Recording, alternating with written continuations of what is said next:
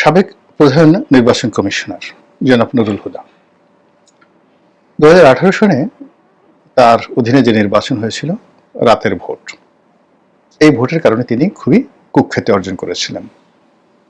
সম্প্রতি তার বিরুদ্ধে মামলা হয়েছে এবং তাকে গ্রেপ্তার করা হয়েছে। গ্রেপ্তার করার আগে মব তৈরি করা হয়েছে এবং যারা মব সন্ত্রাসী তারা এই ভদ্রলোকের বাসায় উত্তরাতে সেখানে ঢুকে গেছেন। একটা সময় ওনার সঙ্গে আমার খুব ভালো সম্পর্ক ছিল। আমি ওনার বাসায় উনি দাওয়াত দিয়েছিলেন, ওনার বাসায় দাওয়াত খেয়েছি, ওনার স্ত্রীর হাতে রান্না খেয়েছি। উনিও আমার বাসায় নির্বাচনের সময় দীর্ঘদিন ছিলেন। 2009 সনে আমার স্ত্রীর হাতে রান্না উনি অনেকদিন খেয়েছেন শীতের মধ্যে। তো যা হোক, সেই ভদ্রলোক, তার বয়স এখন কত হবে, 80 বছর তো হবেই। তিনি দক্ষিণবঙ্গের সিংহপুরুষ মুক্তিযুদ্ধের ময়দানে সিভিল সার্ভিসে তিনি একজন সদস্য। বিএনপি জামানাতে ডিসি ছিলেন, কুমিল্লার ডিসি ছিলেন, ফরিদপুরের ডিসি ছিলেন। পরবর্তীতে তাকে সচিব পদে আওয়ামী লীগ সরকার পদায়ন করে ভূতাপেক্ষা এবং প্রধান নির্বাচন কমিশনার রূপে নিয়োগ দেয়। প্রধান নির্বাচন কমিশনার পদে নিয়োগ লাভের আগ পর্যন্ত যদি মানুষ হিসাবে আপনি জনাব নুরুল হুদাকে নম্বর দিতে চান, 100তে 100 নম্বর দিতে হতো। তার ব্যবহার, তার সততা, তার আন্তরিকতা সব মিলিয়ে। কিন্তু আমাদের অতি দুর্গন্ধময় রাজনীতি, সকল দলের রাজনীতি এত খারাপ, এত পচা, এখানে একজন ফেরেশতা যদি এই রাজনীতির মধ্যে, দুর্গন্ধময় রাজনীতির মধ্যে ঢুকে দেওয়া হয়, মুহূর্তের মধ্যে সে ইবলিস হয়ে যায়। হুদা সাহেবের একই অবস্থা। তিনি যখন হলেন, আমি আশা করেছিলাম তিনি খুব ভালো একটা নির্বাচন উপহার দেবেন এবং তিনি প্রথম দিকে বেশ সাহসী কথাবার্তা বলেছিলেন। জিয়াউর রহমানকে স্বাধীনতার ঘোষক বলেছিলেন। সাংবাদিকরা যখন আবার তাকে জিজ্ঞাসা করেছিল, তিনি বলছিলেন যে তিনি এটা সত্যিকার অর্থে অন্তরস্থল থেকে বলেছিলেন। আমরা সবাই খুশি হয়েছিলাম। বিএনপি নেতারা যখন তার সঙ্গে দেখা করতে গিয়েছিলেন, তিনি হাসি মুখে বলেছিলেন যে আমি যখন চাকরি করেছি সিভিল সার্ভিসে, তখন বেগম জিয়া যখন প্রধানমন্ত্রী, আমি তখন ডিসি হিসেবে দায়িত্ব পালন করেছি। এবং আমাদের দেশে যে কৃষ্টি এবং কালচার, সেটা হলো যে খুব ভালো মানুষ না হলে এবং নিরপেক্ষ না হলে এবং একেবারে দলকানা না হলে সাধারণত কাউকে ডিসি হিসাবে কোন রাজনৈতিক সরকার মনোনয়ন দেয় না। তো তিনি মুক্তিযোদ্ধা, আওয়ামী লীগ মাইন্ডেড, এটা সবাই জানে। কিন্তু তারপর তাকে ডিসি হিসেবে আওয়ামী লীগের সময় নয়, বিএনপির জমানাতে তিনি নিয়োগ লাভ করেছেন। ইট মিনস তার ভিতরে দক্ষতা, প্রফেশনালিজম ছিল।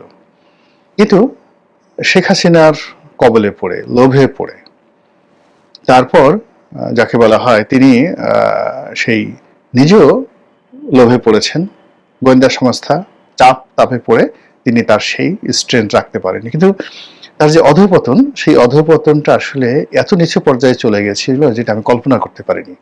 কিছু দুর্নীতির ব্যাপারে কথাবার্তা হচ্ছে, আর তার ভাগ্নে একটা মেম্বার হওয়ার উপযুক্ত না, সেই ভাগ্নেকে তিনি শেখ হাসিনার সাথে রীতিমতো দর কষাকষি করে তাকে এমপি বানিয়েছেন। এটা তার দরকার ছিল না। এবং তার ওই সময়টিতে তার কর্মকাণ্ড, তার ভাগ্নের কর্মকাণ্ডর কারণে আমার বাড়িটা ভেঙেছে, তার ভাগ্নে এবং সে নিজে। এর কারণ হলো এই যাকে বলা হয়, আমি একটা লেখা লিখেছিলাম তার দায়িত্ব থেকে তিনি যখন অবসর নিলেন এবং সেই অবসর নেওয়ার পরে যখন হাবিবুল আওয়াল সাহেব এলেন, হাবিবুল আওয়ালও আমাদের ডিপার্টমেন্টের বড় ভাই, ল ডিপার্টমেন্টের বড় ভাই। তো আমি তখন একটা লেখা লিখেছিলাম নয়া দিগন্তে, নূর হুদার 5 সালের পাঁচালী, অর্থাৎ নুরুল হুদার মানে 5 বছরের পাঁচালী। সেখানে ওনার সঙ্গে আমার কি সম্পর্ক, উনি কি ছিলেন, ইত্যাদি ইত্যাদি নিয়ে খোলামেলা কতগুলো কথা বলেছি। এবং এই কথায় উনি এবং ওনার ভাগ্নে এতটা বিক্ষুব্ধ হয়েছে যে তারা তাদের ক্ষমতা ব্যবহার করে আমার সেই 3 পুরুষের ভিটে মাটি, সেই ভিটে মাটি পুরোটা উচ্ছেদ করে গিয়ে দেখেন উলানিয়া বাজারে কি অবস্থা, পুরো বাজারটাকে শেষ করে দিয়েছে। তো এই জন্য অভিশাপ ছিল, দীর্ঘশ্বাস ছিল, সব কিছু ছিল কিন্তু তার গলায় জুতোর মালা পরানো হবে এবং তার সন্তানের বয়সী ছেলেরা তার ঘরের মধ্যে তার স্ত্রী পরিবার পরিজনের সামনে তার গালে জুতো মারবেন। এটা কিয়ামত পর্যন্ত আমি দেখবো, এটা আমি কখনো কল্পনা করি না। আমি এটা নিন্দা জানাচ্ছি, ঘৃণা জানাচ্ছি। যারা এই কর্ম করেছেন দৃষ্টান্তমূলক তাদের শাস্তি দাবি করছি। 3 জন নির্বাচন কমিশনার, সেই 14 সনের নির্বাচন রকিবুল হুদা যিনি করেছেন, যেটিকে বলা হয় বিনা ভোট। আশ্চর্য ব্যাপার হলো কর্মজীবনে ওনার মতো ভদ্রলোক আর ওনার মতো সৎ অনেস্ট অফিসার খুব কম ছিল। একইভাবে হাবিবুল আওয়াল সাহেব আইন সচিব ছিলেন, প্রতিরক্ষা সচিব ছিলেন, লেখাপড়া জানা ভদ্রলোক এবং উচ্চ বংশীয় একজন আমলা। কিন্তু ওই যে বললাম যে রাজনীতির একটা কালো ছায়ার মধ্যে পড়ে গেলে, কালো জাদুর মধ্যে পড়ে গেলে কোনো মানুষের কিছু করার থাকে না। এমনকি ইচ্ছে করলেও তারা সেখান থেকে পদত্যাগ করতে পারে না। আমার সঙ্গে একজন যে নির্বাচন কমিশনার ছিলেন, নুরুল হুদা কমিশনের নির্বাচন কমিশনার ছিলেন মাহবুব তালুকদার, খুবই ভালো সম্পর্ক ছিল ব্যক্তিগত পর্যায়ে। উনিও লেখক, আমিও ক্ষুদ্র একজন লেখক। এই জন্য আমাদের মধ্যে বন্ধুত্বটা এমন পর্যায়ে ছিল যে নির্বাচনের পরে, 18 নির্বাচনের পরে উনি যে একটা বই লিখেছেন, সেই বইয়ে আমার প্রায় দীর্ঘ একটা সাক্ষাৎকার উনি নিয়েছেন, প্রায় 4 ঘন্টা আমাদের মধ্যে কথাবার্তা হয়েছে। এর বাইরে আমাদের বিভিন্ন সময় টেলিফোনে অনেক আলাপ আলোচনা হয়েছে। তো উনি বুদ্ধিমান মানুষ, মানে নুরুল হুদার মতো স্ট্রেট ফরওয়ার্ড নন। মাহবুব তালুকদার খুবই বুদ্ধিমান মানুষ। উনি মারা গেছেন, কোনো বদনাম করব না। মিডিয়াকে ওনার পক্ষে রাখার জন্য, জনমতকে পক্ষে রাখার জন্য যত রকম কৌশল আমলাদের মধ্যে রয়েছে, আমার মনে হয় যে মাহবুব তালুকদারের মতো এইরকম কৌশলী মানুষ আমলাতন্ত্রে কখনই আসেনি। ফলে তিনি জনপ্রিয়তা পেয়েছেন, তারপরে তিনি গ্রহণযোগ্যতা পেয়েছেন। কিন্তু বাস্তব ব্যাপার হলো তিনি যে সুযোগগুলো নিয়েছেন ইলেকশন কমিশনে বসে, সেই সুযোগগুলো নুরুল হুদাও নেননি।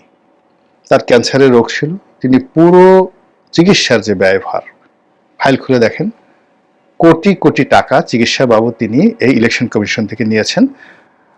প্রতিটি সুযোগ নিয়েছেন, কিন্তু কথা বলেছেন সরকারের বিরুদ্ধে।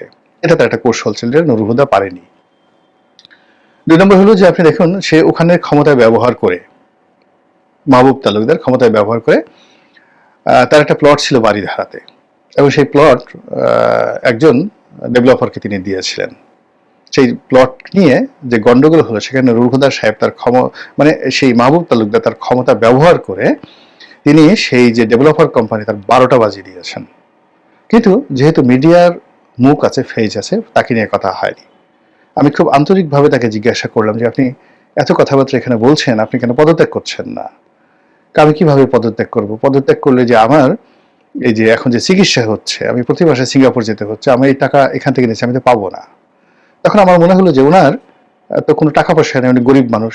কিন্তু পরবর্তীতে আমি গিয়ে জানলাম যে বাড়ি ধারার থেকে শুরু করে আরো অনেক জায়গাতে তার বাড়ি আছে, এবং তিনি শুধু সচ্ছল নয়, অনেক অনেক ধনী ব্যক্তি ছিলেন। কিন্তু নুরুল হুদা কিন্তু সেটা না। নুরুল হুদার যে সততা, এটি প্রমাণিত। এবং তিনি দেখেন এত কিছুর পরও সেই যে উত্তরাতে তার যে একটা ছোট প্লট, 3 কাঠা বা 5 কাঠার একটা প্লট তিনি পেয়েছিলেন, সেটার উপর একটা বাড়ি করেছিলেন ব্যাংক লোন নিয়ে, এবং সেই বাড়ি থেকে তাকে গ্রেপ্তার করা হয়েছে। তার বাড়িধারা গুলশান বনানীতে প্লট নেই, এমনকি অন্য কোথাও তার নেই। এই যে তার ভাগ্নে শাহজাদা নাম এমপি হয়েছে, সেটা ঠিক আছে, কিন্তু শাহজাদা দুর্নীতি করেনি। আমি সাক্ষ্য দিচ্ছি যে তার নুরুল হুদা যেমন দুর্নীতি করেনি, তার ভাগ্নে শাহজাদা সে এখন পলাতক। তার দ্বারা আমি খুবই ক্ষতিগ্রস্ত হয়েছি। আমার বাড়ি ভেঙে ফেলেছে ডিসিকে দিয়ে, কিন্তু দুর্নীতি করেনি। বলা ছিল 10 মিনিটে দুর্নীতি করেন, সে রাজনীতি করতে পারেনি। সহজ সরল একজন ছেলে। সে প্রথমে সেই একটা কোম্পানিতে আরেক ইসলামিকে চাকরি করতে, এবং পরবর্তীতে সেই কোম্পানির জেনারেল ম্যানেজার, এক্সিকিউটিভ ডিরেক্টর, বড় পদে গেছে। ওই পর্যন্তই। একটা মধ্যবিত্ত পরিবার থেকে এসেছে, কিন্তু একটা এমপিগিরি করার মতো তার রাজনৈতিক প্রজ্ঞা আগেও ছিল না, এখনো নেই। কিন্তু সে গলা চিপেতে 10 মিনিটে এমপি হয়েছে। কারো উপকার করতে পারুক আর না পারুক, ক্ষতি করেনি, খালি আমার ক্ষতিটা ছাড়া। তো এই যে জিনিস, কিন্তু এখন তাকেও কিন্তু পালিয়ে বেড়াতে হচ্ছে। তার ব্যবসা বাণিজ্য যা শুরু করেছিল, তার দোকানপাট, চাকরি বাকরি সব শেষ, এবং তার বাড়ি ঘর সবকিছু তছনছ হয়ে গেছে এই রাজনীতির কবলে পড়ে, মানে শাহজাদার এবং নুরুল হুদার তো এই অবস্থা হলো। তো এখন আমার যেটা বক্তব্য হলো যে নুরুল হুদার গলায় যে জুতোর মালা পড়েছে এবং এই তার গালে যে জুতোর বাড়ি পড়েছে, এটা পুরো রাষ্ট্রীয় যে ব্যবস্থা আমাদের দেশের এই মুহূর্তে রাষ্ট্রের যে স্থিতি এটাকে কাঁপিয়ে দিয়েছে। ফলে ডক্টর মোহাম্মদ ইউনূস তার ভেরিফাইড পেজ থেকে বিবৃতি দিতে বাধ্য হয়েছেন এবং তিনি বলেছেন যে এটার বিচার আইন শৃঙ্খলা রক্ষাকারী বাহিনী করবে। আরে বাবা, এই বিচার করার মতো ক্ষমতা আইন শৃঙ্খলা রক্ষাকারী বাহিনীর আছে? ইউনূসের কথা মতো কে এই কাজগুলো করবেন? ওনার একজন স্বরাষ্ট্র উপদেষ্টা আছে, তিনি যে কথাবার্তাগুলো বলেন এগুলো শুনে মেজাজ ঠিক থাকে না। তিনি এই জনাব নুরুল হুদা সাহেবের এই ঘটনা নিয়ে যে বিবৃতি দিয়েছেন পত্রিকায় দেখলাম, মানে এইটা এই বয়স্ক মানুষ, একজন ভালো মানুষ, তাকে দিয়ে এই সমস্ত কথাবার্তা বলানো হচ্ছে কেন? এত বড় একটা ঘটনা ঘটানোর পরে যে ল্যাঙ্গুয়েজ, এটা কোন পর্যায়ে যাবে বলা যাচ্ছে না। এই নুরুল হুদার এই ঘটনার পরে এই যে উগ্রবাদটা চালু হলো, কোন উগ্রবাদ থামে না। এখন বাকি দুজনের বিরুদ্ধে মামলা হয়েছে, তাদের সাথে কি আচরণ হবে আল্লাহ জানে। জেলখানার মধ্যে তারা মাঠের খায় কিনা বলা যায় না। এখন বলা হচ্ছে যে ওই আগে 2009 সনে বা 8 সনে যে ইলেকশন হয়েছে, 9 পার্লামেন্ট, ওখানে যিনি প্রধান নির্বাচন কমিশনার ছিলেন তার বিরুদ্ধে মামলা করতে হবে। তারপরে বিএনপিতে খুব রাগ ব্রিগেডিয়ার সাখাওয়াতের প্রতি, কেননা ব্রিগেডিয়ার সাখাওয়াত মূলত 111-এর সময়, তো 111-এর সময় তিনি নির্বাচন কমিশনার হিসেবে মূলত পুরো কমিশনকে নেতৃত্ব দিয়েছেন। সিইসি ছিলেন, কিন্তু সিইসির চাইতে ব্রিগেডিয়ার সাখাওয়াতের ক্ষমতা বেশি ছিল এবং তিনি নিজে এই 111-এর কুশীলবদের সাথে একত্র হয়ে বিএনপির অফিসে তালা লাগাতে আসছেন, নিজে তালা লাগাতে আসছেন এবং যে সকল কথাবার্তা বলেছেন সেই তুলনায় নুরুল হুদার চাইতে ব্রিগেডিয়ার সাখাওয়াতের প্রতি বিএনপির নেতাকর্মীদের রাগ ক্রোধ খুব বেশি। এখন সাখাওয়াত সাহেবের সাথে যদি এরকম মব হয়, কারণ মানুষদের সাহস বেড়ে গেছে, সাখাওয়াত সাহেবের সঙ্গে এখন হোক দুদিন পরে হোক বিএনপি যদি ক্ষমতায় আসে, লিখে রাখেন এই ঠিক নুরুল হুদার সাথে যে ঘটনা ঘটেছে তার চেয়ে বেশি ঘটবে এই ব্রিগেডিয়ার সাখাওয়াতের উপরে। সেটা ফিরাবেন কিভাবে যদি এটা এখন পর্যন্ত আপনারা সতর্ক না হন?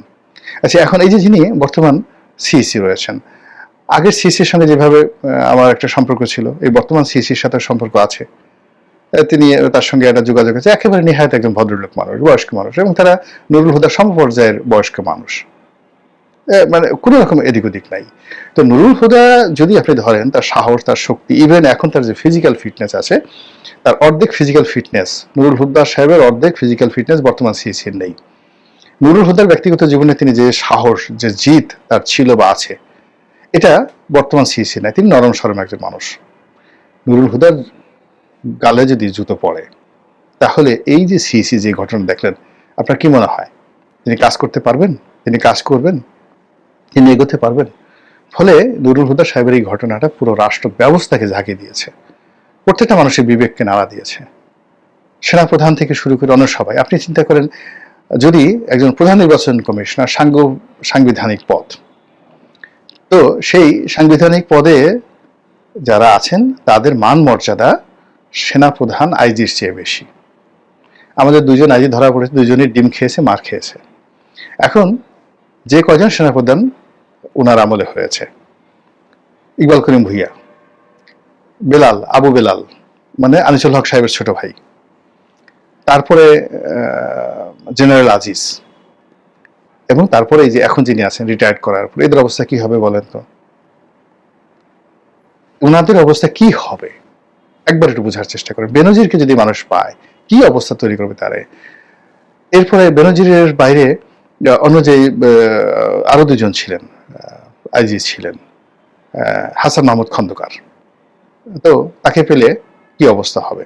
হাসান মাহমুদ খন্দকারের পরে আছে জাভেদ পাটোয়ারি, এরা সবাই ভালো মানুষ, কিন্তু শেখ হাসিনার জামানাতে তাদের নেতৃত্বে তো সবকিছু হয়েছে। তা নুরুল হুদার গলায় যদি জুতো পড়ে, গালে যদি জুতো পড়ে, এখন এরকম যদি কোনো পুলিশের একজন আইজিকে বা সেনাবাহিনীর প্রধানকে তার গলায় জুতোর মালা পরিয়ে যদি এইভাবে জনগণ মব তৈরি করে, আপনি চিন্তা করেন রাষ্ট্র আর থাকে?